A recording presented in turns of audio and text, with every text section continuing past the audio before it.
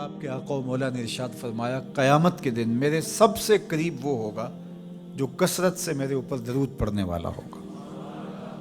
تو یہ حضور کی قربت کا ضامن ہے درود. تو اس لیے اپنی اولاد کو حضور علیہ السلام پر درود پڑھنے کی ترغیب دو.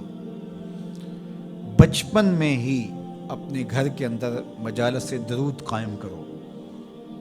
روزانہ کی بنیاد پہ ہو تو بہت اچھا، نہیں تو ہر 8 دن کے بعد ایک دن ضرور متعین کر لیا جائے.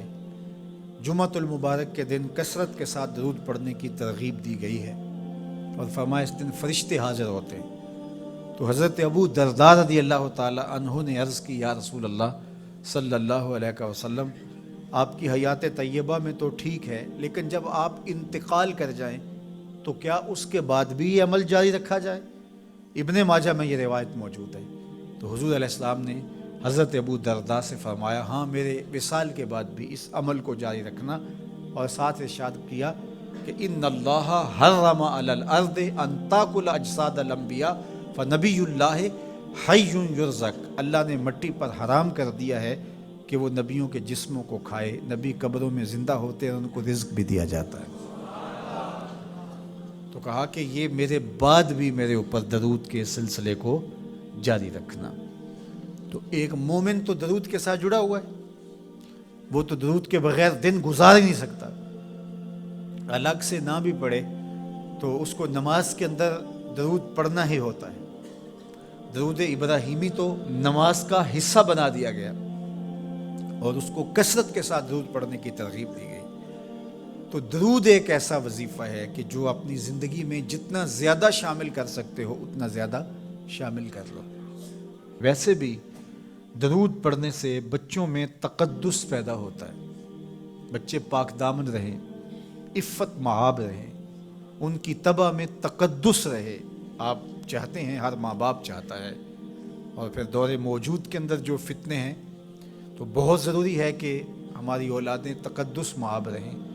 تو ان کو درود کی ترغیب دو تو اس کا عملی نتیجہ یہی ہوگا کہ ان میں تقدس کا جوہر پیدا ہوگا اور ان کی عصمت کی حفاظت رہے گی.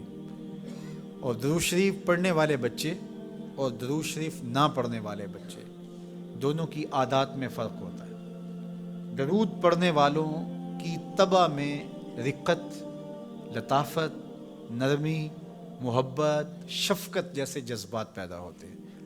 یہ درود شریف کا عملی نتیجہ ہے. بعض لوگوں کو شکایت ہوتی ہے کہ ہمارے بچے بڑے اکھڑ ہیں، بڑے تند مزاج ہیں، بڑے سخت گیر ہیں. تو اس کا علاج کیا ہے؟ تو اس کا علاج یہی ہے کہ ان کو درود کی تسبیح دو. درود اکڑ توڑ دیتا ہے، طبیعت کی تندی نکال دیتا ہے، طبائع کی تلخیاں ختم کر دیتا ہے، محمد عربی کے نام کی مٹھاس پیدا کر دیتا ہے. حضور کا نام شہد سے میٹھا ہے، دل آویز ہے. کھنڈ میں اتنی مٹھاس نہیں ہے، شکر اور گڑ میں اتنی مٹھاس نہیں ہے، شہد میں اتنی مٹھاس نہیں ہے، قند اور نبات میں اتنی مٹھاس نہیں ہے جتنی نام محمد میں رکھی گئی. ان کا نام لبوں پر آئے، میٹھا میٹھا منہ ہو جائے. ان کے بول بہاروں جیسے اور اصحاب ستاروں جیسے. ان سا پیارا اور نہ کوئی، ان سے بچھڑ کے لکڑی روئی. جب وہ سیر کو جایا کرتے سر پہ بادل سایا کرتے. میرے شہر کے ایک پنجابی شاعر ہیں، انہوں نے تو قلم ہی توڑ دیا نا. تینوں سینے دی میں ٹھنڈ آکھاں، اگر آپ کا ذوق ہو تو.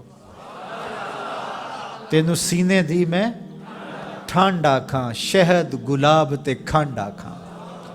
تینوں نبیاں دا میں لاڑا آکھاں، تیرے ہجر دے وچ میں ہاڑا آکھاں.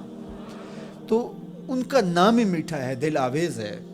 تو درود غصہ ختم کرتا ہے، طبیعت کی تلخی اور تندی مٹا دیتا ہے، اکھڑ پن ختم کرتا ہے. تو آپ اگر چاہیں کہ اولاد اکھڑ ہے تو ان کو کسی طرح درود پہ لے آئیں، درود کی تسبیح ان کے ہاتھ میں دے دیں. تو ان کی طبع میں نفاست بھی آئے گی، ان کی طبع میں لطافت بھی آئے گی، ان کی طبع میں رقت بھی آئے گی، ان کی طبع میں محبت بھی آئے گی، ان کی طبع کے اندر جو ہے وہ لیاقت بھی پیدا ہوگی. درود پڑھنے والا بچہ ذہنی استعداد میں درود نہ پڑھنے والے بچے سے بہتر ہوتا ہے. یہ بھی آپ تجربہ کر کے دیکھ لیں، دو بچے برابر ذہنی استعداد رکھتے ہوں اور ان میں سے ایک بچہ درود پڑھتا ہو اور ایک درود نہ پڑھتا ہو، تو درود پڑھنے والا بچہ آگے ہوگا۔ یہ درود کی برکتیں ہیں، یہ درود کی رحمتیں ہیں۔ تو درود کثرت سے پڑھنا اپنی اولاد کو سکھائیں گے۔ ہفتہ روزہ آپ محافل کا گھر میں انعقاد کر لیجئے اور اس میں صرف دروشی پڑھ لیجئے، تو انشاءاللہ اس سے آپ دیکھیں گے کہ اولاد کو اس کا فرق پڑتا ہے۔ یہ تربیت کا ایک آسان نسخہ ہے اور یہ وہ وظیفہ ہے جس سے تھکن نہیں ہوتی، یہ وہ وظیفہ ہے جس سے طبیعت میں تلخی نہیں آتی۔ کہتے ہیں وظیفہ میں نے پڑھا ہے تو وظیفہ پڑھتے پڑھتے میری طبیعت میں یہ ہو گیا ہے، وہ بعض کہتے ہیں وظیفہ الٹ پڑ گیا ہے۔ بڑے وظیفے الٹ پڑھ سکتے ہیں لیکن درود الٹ نہیں پڑھتا، درود ہے ہی سیدھا، یہ الٹوں کو بھی سیدھا کر دیتا ہے۔ تو درود پڑھیں اور یہ منہ بھی میٹھا رکھے گا، یہ دل بھی ٹھنڈا رکھے گا، یہ دنیا بھی ٹھنڈی رکھے گا اور آخرت بھی ٹھنڈی کر دے گا۔ درود چراغ بھی ہے، درود کستوری بھی ہے، خوشبو بھی ہے، مہک بھی ہے، شہد بھی ہے، گلاب بھی ہے، کھنڈ بھی ہے اور سینے کی ٹھنڈ بھی ہے۔ تو درود اپنی طبع کے اندر اچھی طرح سے راسخ کر لیں اور اپنی اولادوں کی طبع میں اس کو راسخ کریں، اس سے آپ عملاً